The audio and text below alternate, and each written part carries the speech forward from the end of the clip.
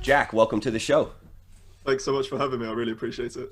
Good to connect with you, and yeah, I'm looking forward to talking to you because off camera it seems like there's some definite crossovers of interest there, and I think with the time that we're at now with the U.S. election going on and everything, there's some very topical points of discussion that we're going to cover today. So, do you want to start just by introducing yourself to the audience, telling people who you are and what you do? Yeah, sure. So, as you said, my name's Jack Street. I started a company called Demographica out of university. I studied politics at the University of Portsmouth. And I originally started the company to be sort of a lobby group for young people's interests. One of my issues growing up, I come from a very political family, and we've always been very politically open, having lots of conversations about politics, over dinner and that kind of thing. And I felt that there wasn't a space for me to go to be able to share my views and my ideas and have debates with people. It seemed like there was this very entrenched system where you have to either be from a certain background or either get a really lucky break. And there wasn't a place for people with really, coming from a really beginner foundational knowledge to be able to write stuff. And that's what I wanted to create, something that I wished existed when I was sort of 15, 16 years old. And that's where the idea came from. So originally we were going into schools and conducting polls and doing focus groups, talking to young people, getting their ideas, and then taking those ideas to politicians and companies and discussing with them how they can be representative of young people's interests.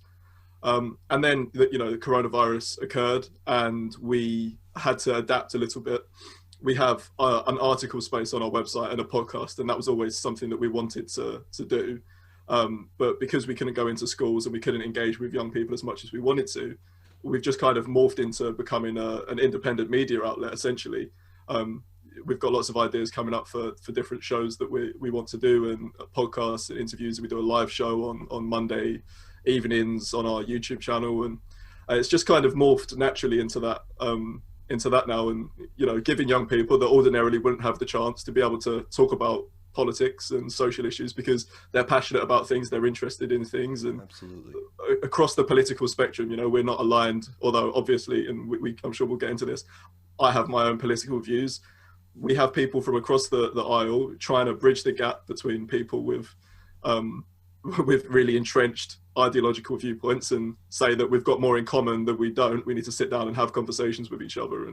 And again, I'm sure we can get into this. I've got a lot of issues with how the media in this country and across the world really have created a lot of the political divides and turmoil that we currently see at the moment. And I think you'll agree that it's been clear throughout the US election also that the media and the establishment, if you will, hasn't done a good enough job of trying to bring people together to solve issues. So that's kind of where we're coming from, putting young people to the forefront and trying to deal with issues in a sensible and proactive way. Fantastic. And when did you start Demographica exactly? How long has it been going for?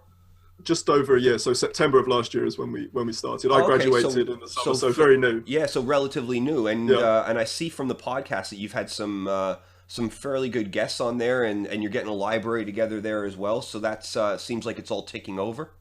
Yeah, definitely. I mean, it's been incredible, the outreach that we've been able to do, and the amount of young people that we've been able to get on, and the discussions that we've been able to have, and that's been the thing for me that I've really noticed is that people want to have these discussions. It's not the case that the reason that people seem to be disengaged from politics isn't because they aren't interested in it, or isn't because they haven't got anything to say. It's because nobody's going to them and giving them a place to have the conversations. So if you go to people and say, what do you think about this? Almost everyone's got an opinion on something. And most things are political. So, if you reach out to people and you want to engage, they're going to engage back and want to have conversations about stuff. So yeah, and I think, as you said, politics is now being conducted by the media and, almost adjudicated by the media. And there seems to be not only a walled garden around who gets a voice with politics, but who gets a say in the legislation process of politics as well. So seeing that you've got a platform that, you know, kind of tries to break those walls down and gives, you know, young folks and people from all spectrums, you know, of the political spectrum, you know, a place to come and dialogue or put their thoughts down on paper or listen to some of these conversations is only a positive thing, I think. You know, we need more openness around political discourse, and you know, people shouldn't be fearful about talking about their political opinions, whether they support one candidate or another candidate or one issue or another issue. The only way you can reach any kind of solution or progress is to have those kind of, you know, borderless conversations, as it were. So in terms of the team, the core team, 5 people, something like that. Yeah, exactly. Yeah, 5 people. Who makes up the team at Demographica? Myself, Brett Lee, who's our podcast host, and he's our podcast manager. Alex DeBoyk, who's our article editor. Mason Wright, who does a lot of production and a lot of the sort of day-to-day operational stuff. And Gabe Hunt, who is our editor. And we've got a really great. I'm really lucky. You know, we all. Either I knew Mason beforehand, but the rest of us met at university, and they're all, you know, with different range of skills. Everyone's been fantastic in you know, helping me set up the company, and it's just worked out really well. You know, all of us have kind of taken on a role naturally in areas that we're all really passionate about. And it's all something that, again, I think we sort of alluded to this before. We'd all be trying to do this stuff anyway. We'd all be having these conversations. In the podcast, we were sat in the pub having conversations about how we feel like young people aren't given the opportunities to have conversations and have debates and talk to politicians and have their voices heard. And it just naturally progressed into what it is now and morphed into what it is now. And I think that's the case with a lot of either podcasts or business ideas, is they adapt as they go on, and the guys have all had different ideas, and you know, it often takes a course that you don't imagine it would, and that's definitely what's happened for us as well. And you know, as I said, I've been really lucky with the team we've got, and we're hoping to expand. Talk to me about the writers. So I saw that, obviously I was reading your article about the U.S. election takeaways, but then I noticed there were pieces there that weren't from that core group of 5. So do you have a network of people? Do they apply? How do you source them? How do people kind of contribute to Demographica if they want to sort of get their voice heard? Yeah, I mean, a lot of people were sort of people that I knew already from being involved in sort of different political networks, and that I knew wanted to write articles or wanted to, you know, move on and become journalists and have experience. So just people I knew, and reaching out to them and saying, we've got this space, we want you to write articles. But also, you're just doing a bit of research and reading around on social media and seeing people that have sort of interested takes on issues. And I like to try and ensure that I'm not living in an echo chamber, and listening to people that are across the aisle from me and reaching out to them and say, you know, would you be interested in either writing an article for us on this, so I'm interested in hearing a bit more about what you've got to say, you know. And almost always people respond positively to that and say, yeah, I'd love to, you know, I'd love to be able to have the opportunity to do that. And the same with guests on our podcast. So a lot of it is just reaching out to people, and then more and more recently we've had people email us with articles that they've written, or asked if they can write an article on a certain subject. And is that side of the business starting to get some steam now that you're you know, having these guests and having these conversations and building this, I guess, library of content? You're seeing more people offer their services rather than you reaching out to them. Yeah, and I think that's you know, naturally the way that things end up working out, isn't it? You know, as we start to increase our reach, then people sort of see what's going on, or they might have a friend that wrote an article and they want to get involved, and that's great for us. It's really, you know, encouraging to see people that have spotted our content, or they say, I read this article and I want to write a response to it. We've had that a few times, where we've had somebody write an article on how the Conservative Party has dealt with xenophobia, and then I've had someone from the Conservative Party come and say, I want to write about how the Labour Party has dealt with anti-Semitism. You know, so we get these dialogues that start to form through the article space as well, which is really interesting, and we want to ensure that our readers get perspectives from as many sides as they possibly can, and Yeah. trust people to be able to form their own ideas. Not spoon feed people ideological perspectives or anything like that. And that's what we're all about. And again, with the live show that we've started to do, having people say, I want to come on for 10 minutes and ask you some questions on this and see what your thoughts are on this. And again, it's really encouraging. And like I said, people want to talk about this People stuff, are more politically active than I think we often give them credit for, or the media gives them credit for, or there's almost like an oversimplification and like almost propaganda delivery of politics in the media, and they kind of assume that people are just interested in 13-second sound bites or 10-second sound bites, and I think people are a lot more engaged than that. Would you call your team a nonpartisan team, or would you call it an eclectic mix of all things politics? I don't necessarily believe that you can ever be really non-partisan. We've all got our own political views that inform us or inform the way that we go about our lives, or the way that we think about different issues. I think the overriding theme is that we all care deeply about the principle of free speech and free expression, and we want that to be what pushes us forward, and that to be the core theme that embodies the work that we do. We don't want to move away from conversations that might be uncomfortable. We don't want to silence perspectives that we personally don't agree with, and it's something that it's difficult to get over in a lot of ways, where we'll sit behind the scenes and have conversations about an article that gets written, and we'll read it, it gets sent in, and we'll go, we don't believe a word of this article, but that's not our job. Our job isn't to curate what opinions are heard on the website, and just because we don't agree with it doesn't mean that our viewers aren't going to be interested in reading it. So very true. We kind of have to push past that, and I think that's in many ways what sets us apart from a lot of more established media outlets is we want to push forward those conversations. And I'm not going to sit here and pretend that I'm like non-partisan or unbiased in any way, because I am incredibly biased in a lot of ways. I have my own opinions, but part of this whole thing is about acknowledging that I'm not going to be right on every issue, and none of us are going to be right on every issue. We want to learn and we want to hear different perspectives. So you don't adjudicate opinion, but do you fact check before you publish? Of course, you do. Of course. Yes. So there is an editorial process there that makes sure that somebody can't just write a bunch of salacious nonsense on one side or another, and that gets traction on the platform.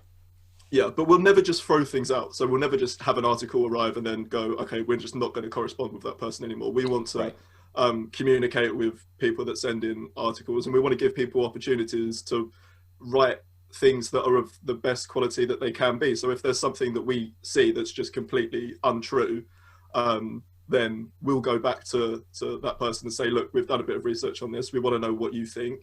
We're not necessarily totally comfortable with this section of it. Is there a possibility that you could revise that or go and look at it again? And we want to open up dialogue with people. So that's a really important aspect. But you do allow opinion pieces. Yes, very much so. Yeah. So where does the editorial line get drawn with opinion pieces? For us, it's about ensuring that the dialogue that occurs is it's constructive. We don't want things we don't want to be putting out things that are just hit jobs on a certain individual or full of untruths or whatever. We want to be publishing pieces that are rooted in either an opinion on a certain issue, or if it's more of a investigative piece, it's written in a way that is as factually accurate as possible. So what if a piece was factually accurate, but because of the facts of the matter, it became a hit piece? Would that get play on the platform? Yeah, it's difficult in many ways to look at things from a hypothetical perspective, because it really depends on the sort of merits of the individual article. Yeah, but for sure. And I guess the I guess the opinion, I guess the example that comes to mind is something that happened on Twitter before the election or as a lead up to the election, right? With the Hunter Biden story that was published by the New Yorker, and subsequently Twitter suspended Hmm. their account and subsequently suspended the White House press secretary for publishing or retweeting that content. And then anybody that tried to retweet that story was blocked from doing so. Although there's nothing to say that the story itself isn't true. Yeah, I mean, I've got a real issue with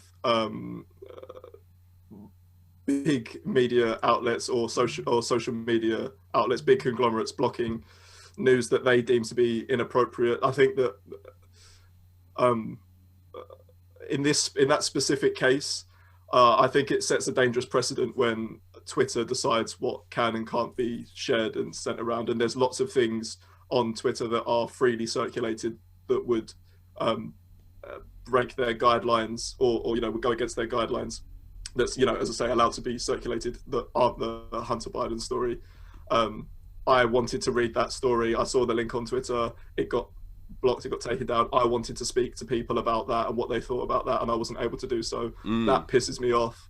And they subsequently apologized. And then I think after they apologized, they went back and did a similar thing to another story that was published, didn't they? So, there's constant hypocrisy with these companies when it comes to to this issue.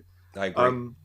And they need to be, the social media companies need to be regulated now in the way that they're used as town squares, essentially, aren't they? And they need to be regulated in that way. And if they have guidelines, as private companies do, until government comes in and says we can't have you censoring certain opinions, certain points of view, unless they go against, unless something's inciting violence, is my point. Unless it's inciting violence or directly calling for violence. So we saw Steve Bannon on his podcast, Yes, say that Dr. Fauci should be beheaded or head on a spike.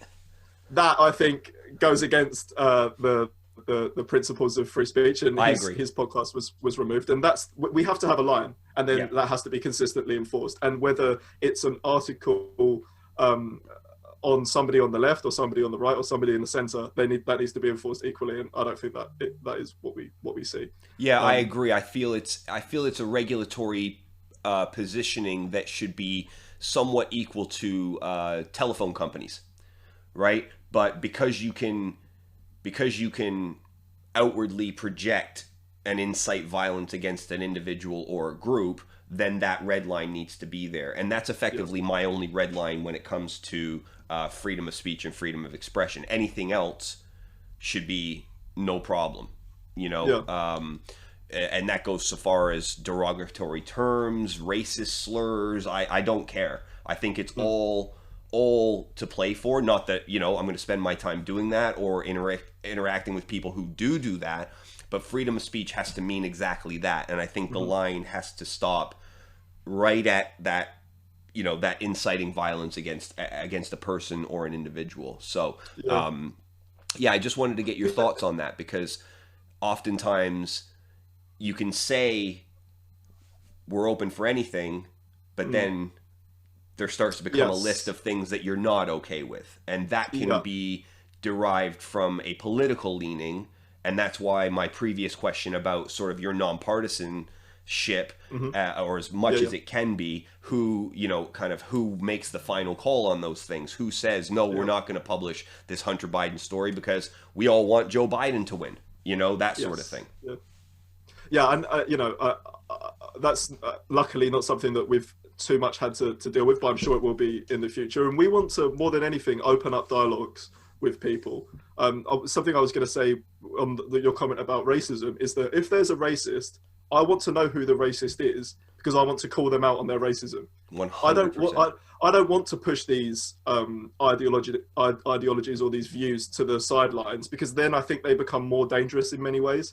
I want to take people to task because I want to show that my ideas, my worldview is, one that should be valued over that person's those person's ideas or those person's views, Exactly. because it has more merits to it. Absolutely. And that's where we need to be, right? We need to be in a place of meritocracy.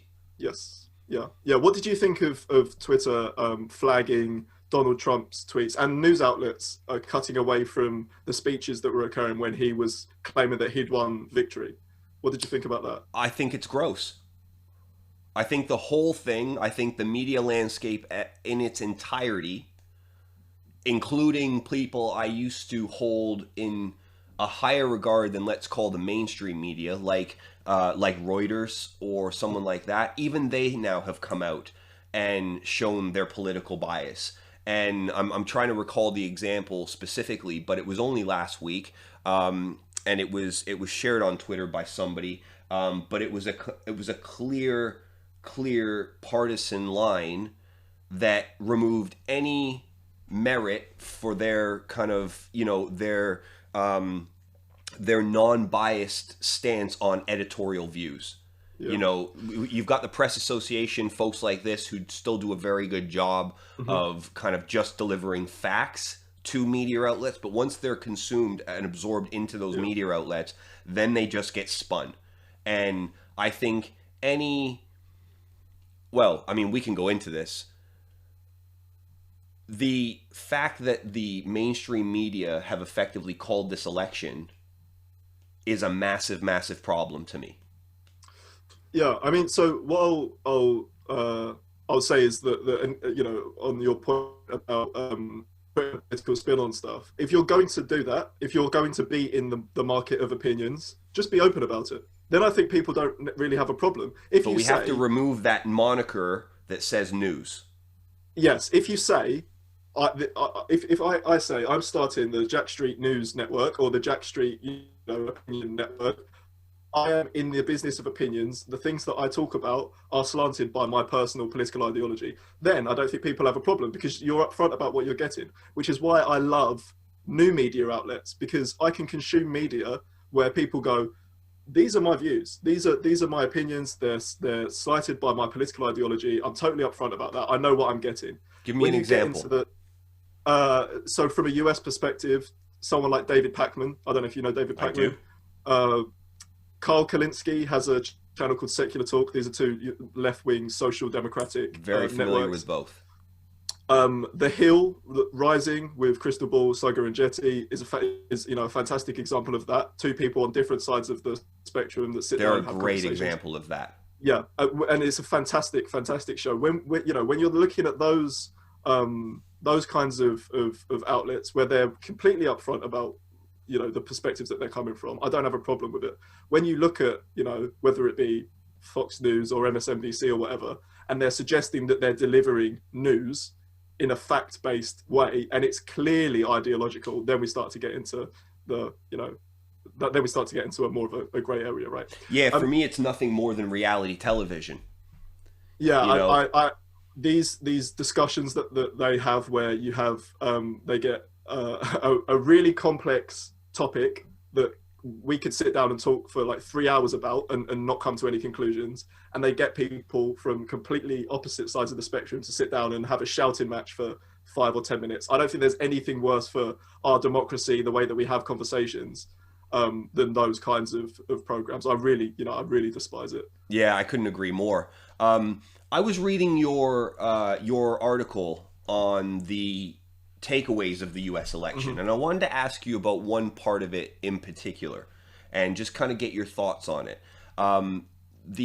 It was near the end of the article. I think, in fact, it was the end of the article, and it said something along the lines of, I made a note. It's not the voters who are to blame for this being so close. It's bad campaigning. Yeah. My thinking on that and my immediate sort of reaction to it was, doesn't that disregard 71 million people and sort of what they thought about, who they voted for? Because despite COVID, despite the economy fallout from COVID, despite Trump's abhorrent behavior, and trust me, I hate Donald Trump I hate Donald Trump. I can't stand him. But despite all of that, in the popular vote, where we are now, all things taken as, factual and honest, there's only a 4 to 5 million differential between those that voted for Biden and those that voted for Donald Trump. And I just want to get your thoughts on that, because to say that it was bad campaigning, I don't disagree with you. I think they ran a terrible campaign. But I also think that if COVID didn't happen, it wouldn't have mattered what campaign they ran. Because for 71 million people to come out and vote for Donald Trump with all of those things in play shows me, and that, we can look at his demographic. He gained in every single demographic that voted for him in 2016. He made gains in those areas. So I just wanted to get your thoughts on that, because it sounded to me a bit dismissive of what ended up being 48.5%, 49% of the entire voting population. Yeah, so my point there wasn't to sort of dismiss those voters. It was to say that when you take into account Donald Trump's leadership, the way that he has presided over COVID, the current economic crisis, which could be the worst in recent history, or probably will end up being the worst in recent history, the issues that were at the top of the election for many people. When you take into account all of those things, it's my personal belief that the Democrats, if they ran a better campaign, a campaign that was centered on actual issues rather than, Orange Man Bad, which is essentially how they ran, or I'm going to wear a mask, that was the centerpiece of Biden's campaign, they would have won by a larger margin. That was my point. And it wasn't to dismiss those voters. If anything, it was to say to the Democratic Party, you need to take into account these voters, because there's obviously something you're not doing. There's obviously something that you're not representing that means that your message isn't chiming with a massive part of society. And it's my say. I have the same issue with the Labour Party in the UK. In the 100%. Lots of areas of the left, it's very easy for lots of areas of the left to look at voters, particularly in their heartlands, working class people who just are completely, they do not resonate in any way with the current left wing, a lot of the current left wing movements. And those of us on the left, being transparent, those of us on the left have to look at that, have to engage with these voter groups and find out what it is that we're not doing to chime with those sections of the populations. Because you have to represent, Biden going on about how he wants to be a president for all Americans, not just the Americans that voted for him.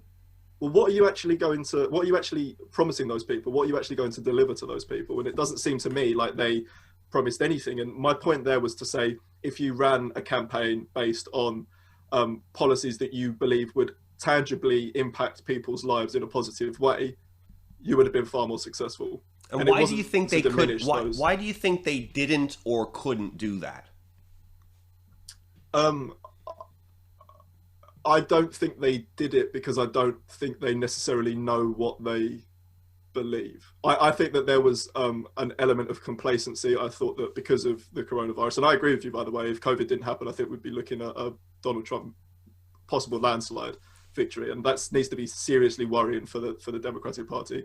And the fact that they didn't make gains in the Senate as well. I mean, this is, massively, and actually massively, lost momentum in the House.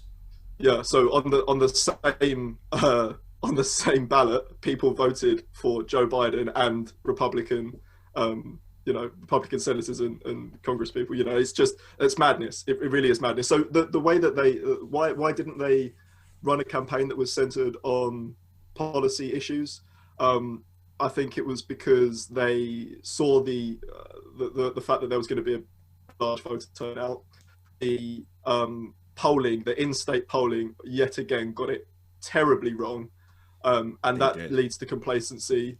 There were parts of the left that probably weren't as aggressive in their demands of the Biden campaign. Like, so if I was Bernie Sanders, what would I have turned around and said to Joe Biden? I would have said, well, I'll drop out of the race if you promise, I'll drop out and endorse you if you promise $15 minimum wage, if you promise Medicare for all, if you run on a Green New Deal, if you run on things that when you poll the American people, they're overwhelmingly in favor of, and you make me Labour secretary, for example,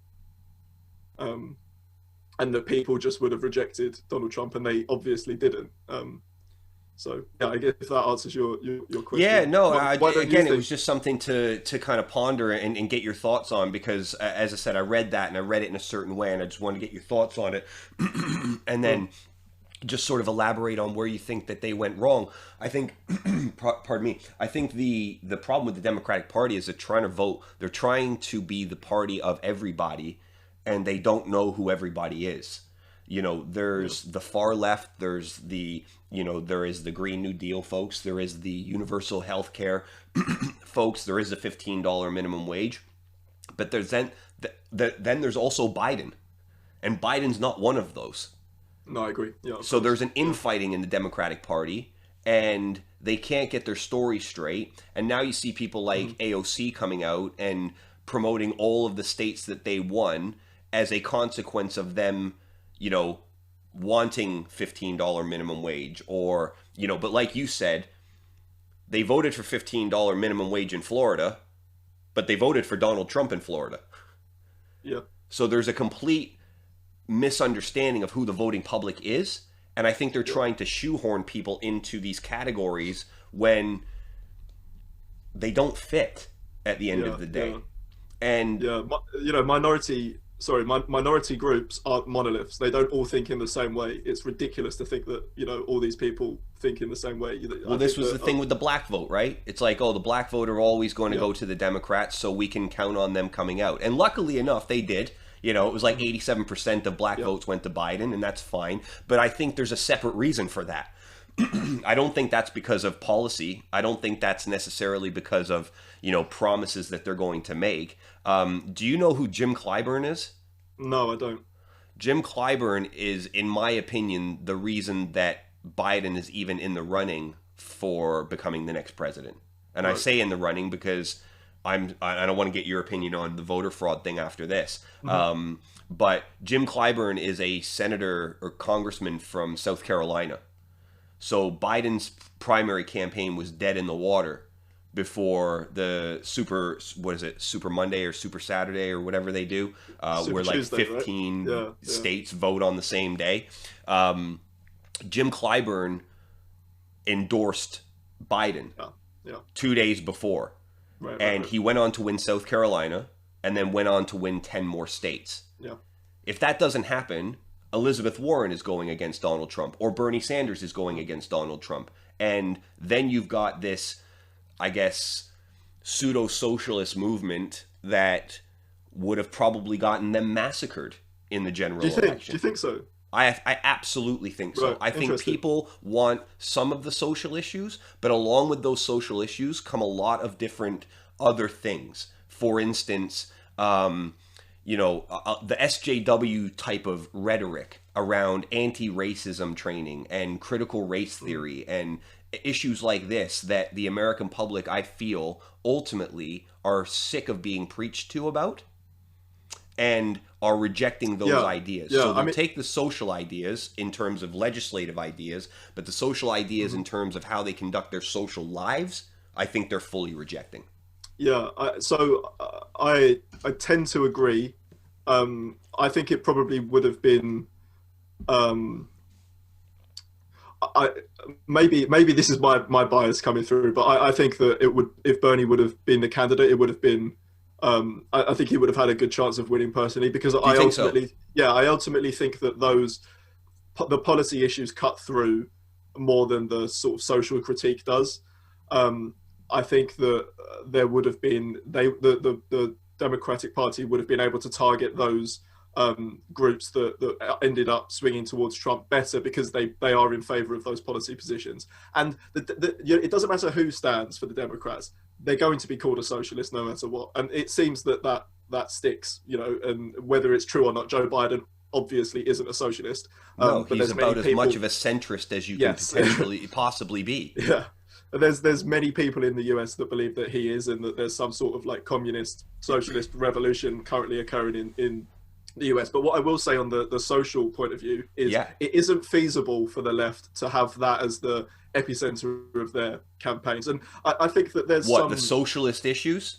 No, the sort of like critical race theory element, and the this sort of like big government social movement that, as you said, the SJW sort of wing of the Democratic Party.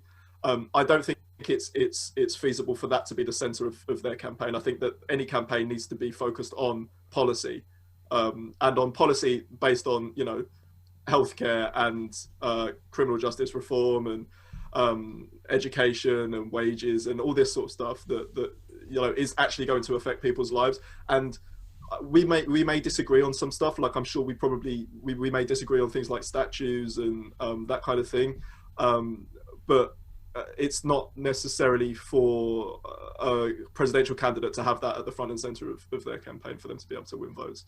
And lots of people on the left don't agree with me on that. They don't want that to be part of what the left has, and the sort of the electoral part of the left has.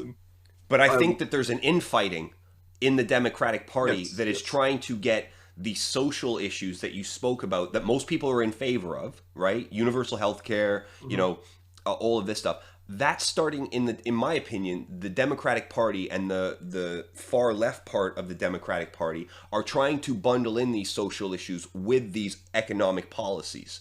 So, for instance, you'll get $15 minimum wage in one part of a speech, and you'll get defund the police in the same speech. And that's part of the Democratic Party. And I think that is why they couldn't have had Bernie Sanders as the nominee, because they would never have pulled the centrists into their vote. They would have fled to Trump because they're specifically rejecting those types of policies. Right. Yeah. And I think that's where I mean, that's maybe where we differ, is that I think that there was those elements of the center, and this is why I found Biden's move to appeal to Republicans and people in like the Lincoln Project really bizarre. I think those people clearly have rejected Donald Trump. I think that they were always going to vote for the Democratic candidate.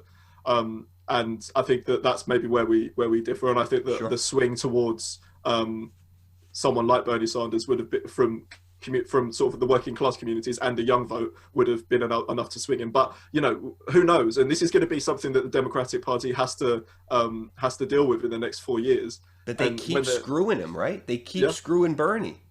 Yes, they do. Yeah. And that's the thing. If Bernie Sanders would have been the candidate and would have won both primaries that he stood for, without them being rigged in any kind of way, without the corruption that we see, and he would have lost, I'd be the first person to stand up and go, okay, this has been a rejection of many of the ideas that the left, or that part of the left, the progressive left, stand for, and we need to rethink our positions on a lot of things. I'm not going to be one that would turn around and say that it was rigged, or that there was, massive fraud, or it was Russia or whatever, because I don't think that would be the case. So, yeah, I mean, there's there has to be introspection, even though they won in the way that they did, even though that Biden got the most votes of any president in history. And it would be easy for them to ignore those conversations and not to have them and go, look how many votes we won. It won't be the same in the next election. And apparently they're having those conversations already, and there's a lot of fighting that continues. Good. I'm interested to explore the next point with you, because you made a couple of definitives in the last part of that statement there. Yeah. That Joe Biden has won and things like that. The actual fact of the matter is that he hasn't yet, right? This hasn't been called. Yeah, not all the states have been called. Yeah. So it's not an official election win yet by what you would actually term a win. I mean, he's passed the 270 electoral college votes. That he needs to become president. I can't see that being overturned personally, and there will be due process. They will look at this in the courts, and rightly so. They should do. I don't. So, do you think there's any merit to the voter fraud claims? I haven't personally seen any concrete evidence, or anywhere near enough concrete evidence where I would say there has been an organised and orchestrated attempt to rig the election in favour of Joe Biden. I haven't seen that personally, so I can't say that there has been. And I would also be fairly confident in saying that not only will Joe Biden be the next president, but it will go through the court system. Maybe it will reach the Supreme Court. From what I've seen so far, I would probably guess that it won't reach the Supreme Court, but it may do, and there needs to be due process, and I think that will occur. But what do you think happens if let's say they do find some evidence of it. Then we deal with that evidence on its merits, and again, it needs to go through the court, and there needs to be due process. And if there is evidence, concrete evidence of election rigging, then when that, if and when that comes to light, then it should be dealt with swiftly as possible. But whilst there was a slight margin in, or there was a close margin in a lot of the states that ultimately decided the election, on the way that the US people vote in the US, as we said earlier, people voted for Joe Biden and Republicans on the same ticket. Correct. The Republicans aren't arguing that the other votes were rigged. How would you possibly rig those individual ballots? There hasn't been lots of concrete evidence. When I've sat and listened to sort of 3 or 4 of the press conferences like that people like Rudy Giuliani have done, it is completely incoherent. The one at the Four Seasons landscaping was incredible. That was one of my favorite moments in US political history. I can't believe that 20 years ago he was America's mayor. Yeah, adored by many Americans, right? By lots of Americans. He was going to run for president and had a pretty good chance at it, Crazy. So I haven't seen, as I say, I haven't seen any evidence as of yet. There's something, and after we're finished here, let's connect on Twitter, and if I've still got the tweet handy, I'll show you some things that have come out today that are quite curious in terms of the stats around some of those votes. But so, do you think there was? Do you think there was rigging, or there's a possibility that there was? I think there's definitely a possibility. Okay. Yeah, I think there's definitely a possibility. I think there's too many things happening from the Democratic side, and this may be me with a little bit of a tinfoil hat on. I don't know, but there's a lot of things happening from the Democratic side that they're not saying. So, for instance, what I'm not hearing is anybody in the leadership team saying we are absolutely confident to investigate all of these voter fraud claims to the Supreme Court. Like you just said, this needs to be run up the chain, due diligence across the board. I'm not hearing that from Joe Biden. I'm hearing Trump's ridiculous. He's an idiot. We're going to push through to January. We're going to do what we need to do. I'm going to start appointing my COVID response team, so on and so forth. Kamala Harris is not answering questions around, voter fraud claims at all. So there is an element of, I guess, poo-pooing this away because you think it's ridiculous. But again, it goes back to the point that you've got a case where 71 million people voted for the other guy. And if you don't satisfy them, forget what happens in the infighting in your own party. If you don't satisfy them with the due diligence around this process, you are going to have a massive generational problem on your hands that could start immediately. And I don't want a civil war to break out in America. No, of course. Nobody wants a civil war to break out in America. But there's only a 5 million popular vote difference, and the margin of error on some of these decisive states is incredibly tight. And when I was watching Pennsylvania on, the 2 or 3 days that it took for them to count those votes, a 500,000 vote lead disappeared and turned into 120,000 or so plus positive vote for Biden. Now, if you look at the election history around Philadelphia and around Pennsylvania and places, in those counties, there are, I think, logical questions to be asked around the validity of those processes.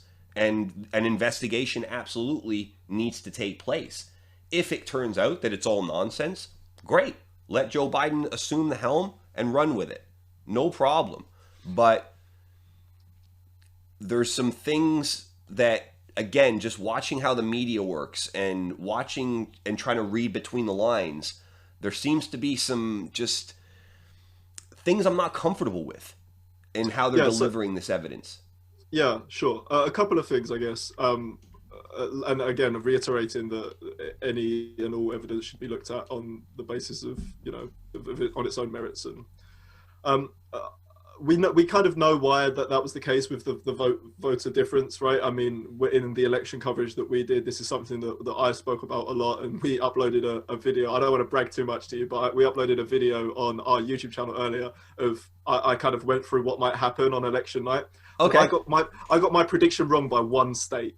Really? Yeah, I had Georgia turning red and not blue, and I was the only one I got wrong. But we spoke about that's a humble brag. That's a humble brag. Humble brag. Yeah, we spoke about this like red mirage effect, that votes on the day were going to be counted first, and mail-in ballots in a lot of states were going to be counted afterwards. So we were going to see this massive lead for Trump, and then that was going to diminish as the mail-in ballots were counted. Sure. Overwhelmingly, by sort of over 80%, I think, mail-in ballots went to Joe Biden. Mm-hmm. So we could kind of see this coming. We kind of knew that it was going to happen. And whilst it's slim majorities, this kind of thing has happened before. Al Gore v. Bush was probably the most recent example, and that was sort of tilted towards Bush, right? So this has happened before in American history. The biggest takeaway in many ways in this issue, and especially when looking at the electoral system in the US, is that it is a terrible system. It is an awful system in so many ways. It does not properly represent people. People do not have a good choice as to what candidates they want to see. I'm not in favour in any way of two-party systems. No. You have to be, and we have the same issue here in the UK. And I always use the example of the 2015 election. I think it was either the 2015 election I think it was the 2015 election. UKIP in this country were the biggest political party, or the third biggest political party, and they got one seat. Yes. That isn't democratic. And Correct. No matter where you are on the political spectrum, if you're pro-democracy, you have to call that out. I agree. Our political system should represent the way that the population votes, and it doesn't. And that's the one thing that I think, especially in the US, like electoral and it's a first reforms past the post system here as well, right? Because I'm not as astute with the British political system as I am with sort of America or others, but it's still a first past a number, right? Yeah, so it's based on constituencies instead of states. And so are you in favor of one vote, one person, count them all, the winner wins? And if that is then delineated through multiple political parties, then the proportionality of those votes is the representative policy, or representative the representation you get in Parliament. Yeah, I would be in favor of a list-based system where you list your preference of all the parties, and then they're counted up. If there is no one party that reaches the majority, you take in sort of second preference, the third preference, and so on and so forth, until you get a party that ends up having being the one that is most favoured, and you end up with lots of coalitions in that case. But it better represents the thoughts and the views of the people, and that should be how it goes, right? We're all a mix. We are a coalition as a population. Why is our government not representative of the community that we actually find ourselves living in? Yeah, exactly. And in the US especially, it's, you know, a large swathes of the population are incredibly libertarian. Yes. The Libertarian Party, you know, maybe there's two cases where the Libertarian Party has really made inroads, and oftentimes can decide elections because they take away votes from a certain party, and it's often very close. But the representation of the Libertarian Party by the proportions of the US populations that would call themselves libertarian is, you know, it's nowhere near proportionate. No. And you can't have, you know, two parties don't represent the views of a country of what, over, I don't, you know, what's the population of the US? 320, 330, something like that. Yeah, it's enormous. It doesn't, you know, that doesn't make any sense to me. So that's been one of the things that I've sort of been kind of bewildered by, you know, throughout the election. And I think that goes to your point of what you said at the very outset of the conversation, right? There's an entrenching that is, you know, it's like a tick embedded in the skin. This is the political system. It's like, you know, how are you going to dig that out, disrupt it, and manifest some new, more fair, you know, equally representative system? How is that going to happen? You know, who was it? Ricky Gervais said something on Twitter the other day. He's like, when is it going to stop being a prerequisite that our prime minister comes from Eton? Yeah, exactly that. You Exactly know, that. And it's when do me and you get a chance at that? yeah, When do we? How do we go through the ranks? How do we? You know what I mean? Like, no, I'm not going to run for politics. It doesn't pay enough. But it's that sort of thinking, right? When does? yeah, Because I think that's what a lot of people gravitated towards Donald Trump for, even though he's not an everyman, even though he is an elitist crook. yeah, yeah. People And saw him as something different. he embodies the establishment in so many ways, and that was Oh, like the biggest. totally. That was the biggest farce, right? It was that you have this guy who has been part of the very establishment that he wants to destroy, wins an election based on destroying that system, and then goes in and then appoints a bunch of like Goldman Sachs people Yeah, to be and I mean, his even when he cabinet. was It's running, like, right, during the Republican debates, he was like, well, I know where you get your money from because I'm friends with him and I gave money to you too. yeah, Like, yeah, I know how the exactly. whole Yeah, system works, right? And then yeah, he goes ahead and he's like, well, I'm going to get rid of them all, but then he just brings them all back in. It yeah, was, yeah. Right. So and that's Donald Trump. That's yeah, but again, people don't give him credit for the work that he's done in the Middle East. People don't give him credit for the rise in whether he piggybacked off Obama's economy and economic recovery or not. They still had a very strong economy. I don't agree with any of his deregulation. I don't agree with any of his anti-abortion, the abortion defunding. I don't agree with, his tax incentives or any of this sort of thing. But to take away everything that he's done, I think there are a couple of things that you can point to where it's like, yeah, yeah. that was all Like right. the stuff that he did in North Korea in many ways embodies that. It's like I'm very much non-interventionist. I don't believe that either like the UK, countries in Europe, or the US should be involved in aggressive and often illegal wars in other countries.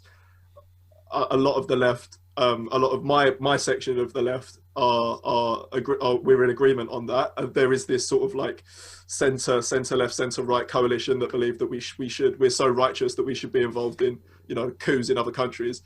You cannot criticize Donald Trump for trying to make peace deals and trying to make peace with other countries. And No. I think a lot of Donald Trump's foreign policy can be summed up as like anti-Obamaism. What did Obama do? Okay, I'm going to do the opposite. Yeah. Obama didn't sit down with Kim Jong-un in North Korea. I'm going to go and do that. Yeah. Obama got us into the Iranian nuclear deal. I'm going to take us out of it. And so his foreign policy wasn't consistent because I think yes, coalitions have been made in the Middle East. I would argue that a lot of those coalitions are being formed because a war with Iran is becoming more and more likely. And there are countries, very, very good point. There are countries in the Middle East that have vested interests in working together to sort of dethrone Iran as a power in the Middle East. It's a very, very good point that nobody's talking about. Yeah, yeah. So I mean, that would be my sort of critique of a lot of the Middle Eastern sort of talks that have gone on, and that's been more and more likely under Donald Trump's presidency, and I don't think that's any less likely under a Joe Biden presidency. I don't think Joe Biden and Kamala Harris are going to be these peacemakers around the world. Well, I think they're going to be completely the opposite. Their records suggest that would be the case. So yeah, absolutely. I was going to get your opinion on Kamala Harris, what you thought about her. If you'd look into her, obviously, I imagine that you're involved in following U.S. politics, so I would imagine you know her CV to an extent. Yeah. Yeah. I find her to be a very disappointing politician. Don't like her record on most issues. Think that it's great that across the board there's more representation for minority communities in politics. I think that's really important, but we have to look at individuals based on those individuals and their records, and I don't like what she did as district attorney. I don't like her record on criminal justice. Some of the stuff that she's said about separating criminals from their families and laughing at locking people up for non-violent drug offences, and her record on drug policy, I don't like it at all. She was trying to jail or make it a criminal offense if your kid missed school. That was it. Yeah, that was it. Yeah. I mean, she called herself, what was it, the prosecutor in chief or something Yes, like that. She yeah, was going yeah, to be that. Like, is that the slogan you're going with? Is it, you know? And yeah. then all Maybe of a sudden, the media comes in, shows her stepping off a plane in some Timberland boots, and they're so blind to the fact that they're like, oh, they made Timberlands cool again. It's like if you've ever walked down a street in New York City, you know that Timberlands never went away. You morons. You know what I mean? Like, they're just so they lack any self awareness. It's yes, incredible to me. Based on that, and based on something that I saw her post, which was effectively promoting equality of outcome, and I don't know what your thoughts are on equality of outcome, but what was it that she said? well, she released a video that said it's not equality, it's equity. She doesn't Right. want everybody to have this. She doesn't want everybody to not have the same starting line, but she wants to ensure that everybody ends up in the same place with the same stuff. Yeah. And when she refuses to denounce groups like Black Lives Matter and things like that, I have a massive issue with that, because one of the people I'm very fond of is Jordan Peterson. Sure. And he has a quote that goes something along the lines of equality of opportunity is probably the best idea a person can have. Equality of outcome is probably the worst. And I follow that thinking because, I read people like Alexander Solzhenitsyn, who talks about the Bolshevik Revolution in 1917, and my wife lived through apartheid, and we don't need to watch any other film about World War II. We've seen enough of these things, right? But when you go towards equality of outcome, you're reaching for an impossible star, I believe.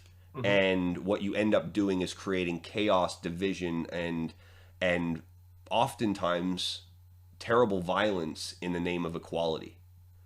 Yeah. And that's one of my main problems with Kamala Harris, and Sure. that's one of my main problems with Black Lives Matter as well. Yeah. So a few things, like really important points that you made in there. Like, do I think that Kamala Harris as vice president would push policies that would in any way move us or move the United States towards a situation where there would be, equality of outcome? No, I don't think so. I think she's saying that because to many people it sounds like a nice platitude. Let's have a world where everyone can be really rich and successful. And But I think then yet Joe Biden has said that he's going to instill critical race theory back into U.S. government institutions as a policy and training. yeah, I mean, I don't know too many specifics on critical race theory personally, and the application of that within training and what's actually being taught in those training sessions. So I mean, completely understand where you're coming from, especially from the point of view of the dangers of something like equality of outcome. What I think where large sections of society struggle with these kinds of conversations is that there isn't a blanket policy or a blanket ideology or a blanket idea that we can put over all of society's ills and issues to be able to solve it, to make this nice rosy world. All of these issues are incredibly complex and incredibly difficult, and to suggest that you have the ideas to be able to fix everything is very, very dangerous. And like you say, we have to learn from history. Reading Solzhenitsyn, the Gulag Archipelago, for example, is incredibly important. Exactly. To ensure that we don't repeat the mistakes that have been made in the past. And what I want to see is evidence that politicians want to solve the root causes of issues like poverty. So you look here in the UK, there's massive gang violence in London. That leads to lots of knife crime, lots of disaffected communities. It overwhelmingly impacts minority communities, especially the Black community. Why is that occurring, and what can we do to fix that? Well, a lot of it's down to lack of opportunity, like you talk about equality of opportunity being incredibly important. Are there enough job opportunities? Do people get paid a good enough wage for doing jobs that they do? That's just one issue, right? That's just one issue. So talking about equality of outcome, as if that's, like you say, even achievable is ridiculous. Let's sit down and not have conversations about it's some utopia that we'd like to reach. Let's have conversations based on how can we actually fix the issues that we're seeing in society. And address them honestly, right? And address Yes, yeah, them from a root cause, kind of yes, first principle, break it down into its components and look at it. And don't be afraid. Again, and again, this goes towards what you were saying at the beginning about your platform and what you're trying to do is have honest conversations that cut through those political divides, cut through the nonsense, and address issues for what they are in the honest form, in the most honest way that you can. yeah, absolutely. And then you mentioned the Black Lives Matter movement. I think it's really important that we separate the Black Lives Matter movement from the organization that's called Black Lives Matter. Correct. I think that's massive distinction. Yeah, absolutely crucial. I also have issues with the messaging of the Black Lives Matter organization. However, I completely align myself with the movement of Black Lives Matter. Ending police brutality, ending disproportionate policing of minority communities, tackling the issues from at the root causes that are meaning that people from not just the Black community but lots of different communities aren't having equal opportunity, and ensuring that there is equal opportunity in society. Completely align myself with that. Do I think that things like defunding the police, whatever that necessarily means, and maybe we can get into that if you'd like, is a platform that a political party should run on? No, I don't think it is. But then, I think that we need to look at how taxes are used to fund different organizations and how well those taxes are being used to fund it. Open up conversations about these issues. We absolutely. I think that there is the nail on the head point, is the fact that with some of these organizations, they are shutting down the opportunity for people who don't look a certain way or fit into a certain criteria to even be a part of the conversation. And I look at it and I take America as a view, on, say, the BLM stuff, for instance, and the defunding of the police and police brutality. And again, if you look at the statistics around, police violence against African Americans versus Caucasians, there's more deaths on the Caucasian side. And that is a fact. If you look at the numbers of police who are, I look at it like, okay, you've got, and again, people start to talk about proportionality and proportionality of the population and things like that. And if you look at the Black community representing 13% of the population, but representative of 52% of all the violent crime, can then we have an honest conversation about why there might be more police in the Black community and why those interactions might be negative in the Black community? If we can have those conversations, perhaps we can have a constructive discussion about culture, but also about a resolution to how we solve the problem or address the problem, because defunding the police is not the right issue. You want more funding for the police to do better training, to bring in better qualified individuals, rather than paying them a bare bones minimum, spending 3% of their overall time on training, rather than, maybe 20% of their time on training, to get this, de-escalation skills and tactics down, et cetera, et cetera, et cetera. There's, as you said a minute ago, there's a number of different layers to this. And I'm okay with calling out ills of parts of society and ills in parts of like the different parts of the community, but not singularly. Yeah. And I think that's the problem, is we go into these echo chambers and these siloed conversations where it's just this point about this problem, and we won't talk about anything outside of that silo because it might inflict some damage or some nuance into what we're trying to discuss. Yeah, and nobody wants to deal with nuance, because it's not, you don't score points when you look at things with nuance. Like that, neither of us are sat here scoring points in this conversation that we're having. No, it's, and people don't want to live their life in that way. Like you spoke about the sort of the instant gratification element of society, and that's where people are so deeply embedded, and we need to break out of that mold. But to come back from the defunding of the police argument, and this is where I think we've lost a lot of nuance as well. It's that when I see people talking about defunding the police. And again, it's an issue with these sort of like 5 to 10 minute conversations and debates that they have. What it sounds like they're saying is, we don't like the police, we don't want them to have any money, you know, and that's not really what the discussion is. That's not really what people are suggesting. It's take funds away from the police force and direct them into different pathways to take people away from crime. That's essentially what people are saying. What I think we should be doing is ensuring that we fund the police sufficiently, and we also fund areas that take people away from crime. It's not like we can only fund one area. You know? It's like we've only got like 50 quid and we've got to make it spread across all these things. It's like they've just pumped 6 to 9% of our GDP back into a stimulus plan that went basically all to corporations. Nothing went to the community. You know, my wife is self-employed. She runs a business. She didn't qualify for any of the government assistance programs. It was disgusting. And yet I'm sitting here watching EasyJet get 600 million, Chanel getting 50 million, 50 million they got, or something like that in stimulus money. Chanel, what? Nothing to the communities. My local council's telling me that they're going to reduce our garbage pickup and increase our council tax after they've had, you know, multi-million pound injections of cash that ultimately we paid for. I mean, I couldn't agree with you more. And we've seen, you know, corporations are too big to fail. There's incredible cronyism at the centre of the British government, where we're spending hundreds of millions of pounds on PPE procurement contracts. You saw the 122 million that just happened today.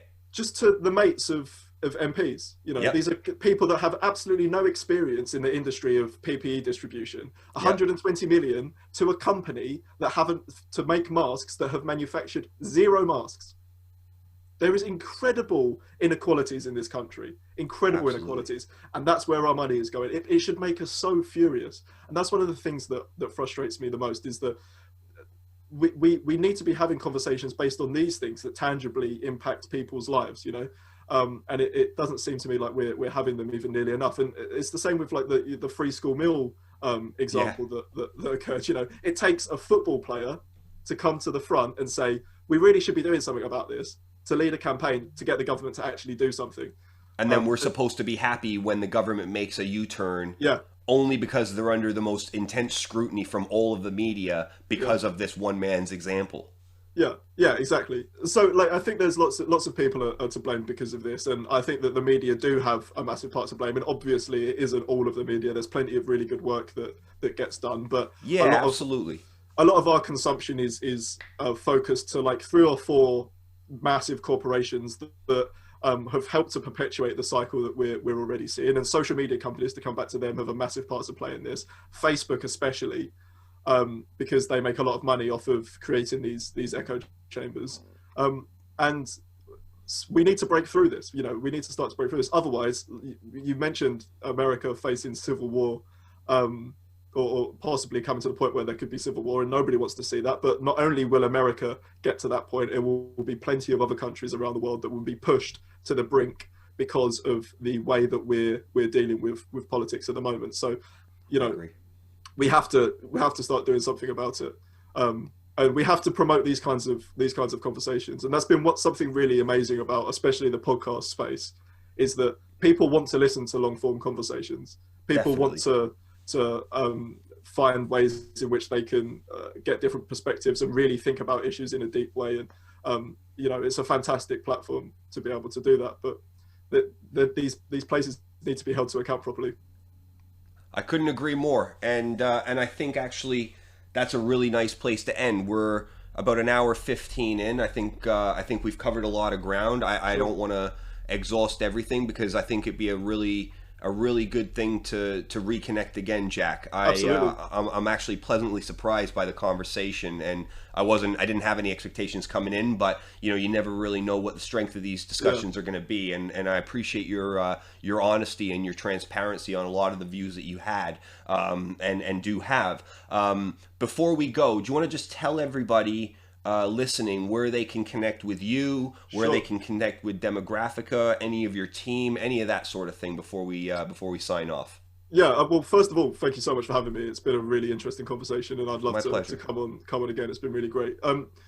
I'm Jack Street Jack01 on Twitter. Our website is www.demographicauk.com. It's where we have all our articles. We have links to our podcast on our website as well. Demographica UK on YouTube and on all of our social media sites. So we're pretty easy to find. And you know, if there's anyone that wants to connect with me or us and wants to do some work with us, then just get in touch. You know, we're always looking for more people to contribute, and it's just so we've highlighted a lot of really serious issues today, but one thing that always fills me with optimism is coming together and having these conversations, and especially young people wanting to take the lead and be at the forefront of dealing with a lot of these issues. So I'm absolutely, cautiously very well optimistic. said. Very well said. And yeah, pleasure was mine. Let's definitely do it again. I'll ensure that I make it easy for people to connect with you through the show notes and everything like that as well. But I just want to say thanks again. It was a great conversation, Jack. I look forward to the next time we do it. Yeah, me too. Thanks so much. My pleasure.